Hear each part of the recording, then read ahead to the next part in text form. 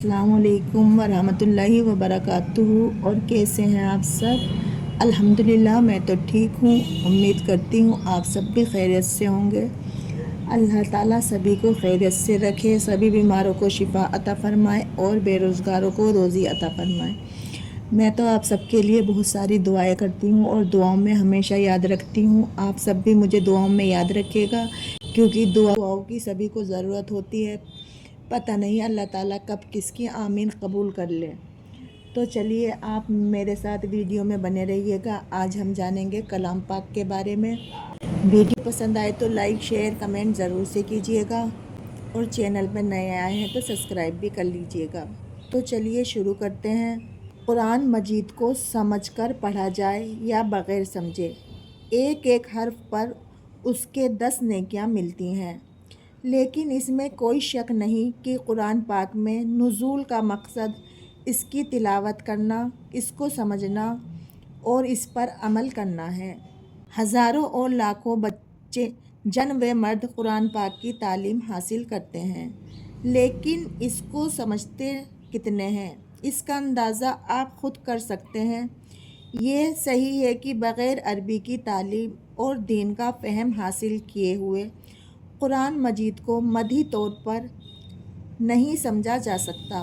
लेकिन क्या कोई तरीक़ा ऐसा हो सकता है कि तलबा को कुरान मजीद का मकसद कुछ ऐसा आसान तरीक़ों से उसके ज़हन नशीन कर दिया जाए जिससे कलाम पाक को आसानी से समझ सकें? तो चलिए कलाम पाक के बारे में जानते हैं। बच्चों, अल्हम्दुलिल्लाह कि तुमने कुरान मजीद पढ़ना शुरू किया है।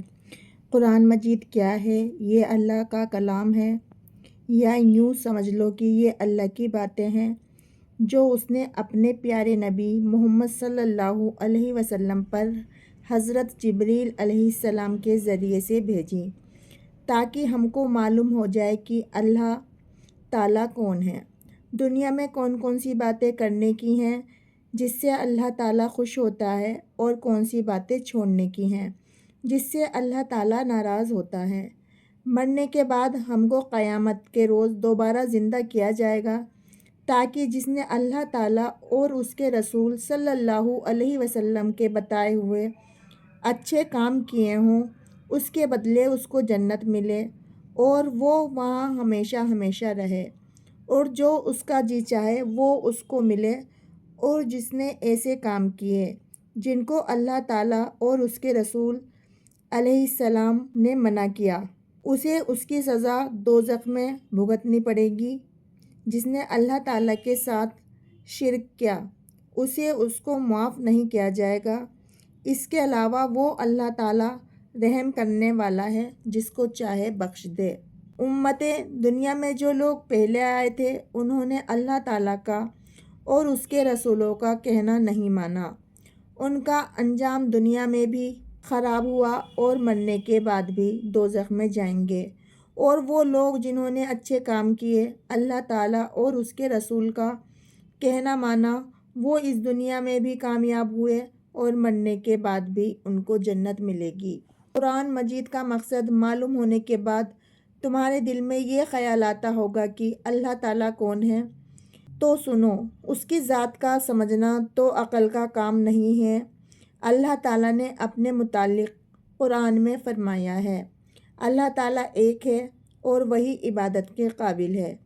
उसकी ज़ात में और उसके कामों में कोई शरीक नहीं, ना उसकी कोई औलाद है, ना वो किसी की औलाद है। वो आसमानों और ज़मीनों का नूर है, वो हमेशा से है और हमेशा रहेगा। उसको ना नींद आती है ना ऊँघ आती है।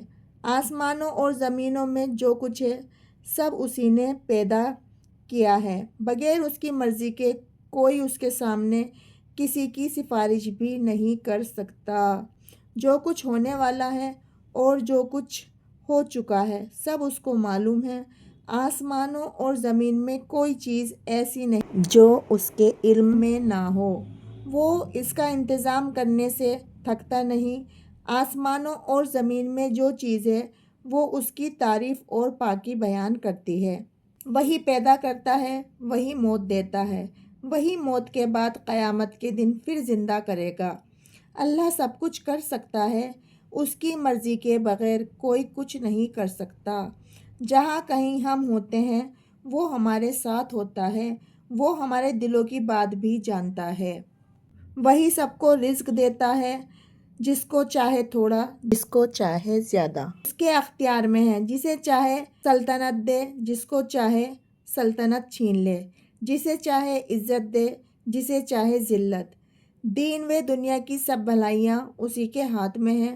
وہی اولاد دیتا ہے، جسے چاہے بیٹا دے اور جسے چاہے بیٹیاں، جسے چاہے وہ دونوں دے اور جسے چاہے کچھ نہ دے۔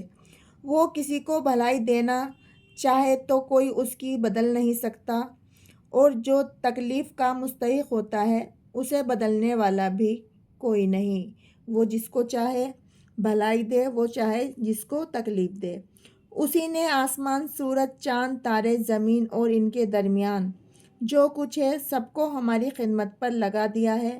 اسی نے ہماری اچھی اچھی صورتیں بنا دی۔ اس نے ہم کو اس لیے پیدا کیا کہ اس کی عبادت اور فرما برداری کریں۔ اس نے حضرت محمد صلی اللہ علیہ وسلم کو اپنا آخری نبی بنا کر بھیجا، اور حضرت محمد صلی اللہ علیہ وسلم پر اپنا آخری کلام قرآن مجید نازل فرمایا کہ میں اس کی حفاظت کروں گا۔ ہم کو بتایا ہے کہ ہم خود بھی قرآن مجید پڑھتے رہیں اور دوسرے لوگوں کو بھی سمجھاتے رہیں۔ تو چلیے، آج ہم نے جانا کلام پاک کے بارے میں، اور آپ کو ویڈیو پسند آئی ہے تو پلیز لائک، شیئر، کمنٹ ضرور کیجیے گا۔ ہم ملتے ہیں آپ سے نیکسٹ ویڈیو میں، تب تک اپنا دھیان رکھیے گا، اپنوں کا دھیان رکھیے گا۔ اللہ تعالیٰ سبھی کو شفا عطا فرمائے، سبھی کو بے روزگاروں کو روزگار عطا فرمائے۔ آمین ثم آمین۔ اللہ حافظ۔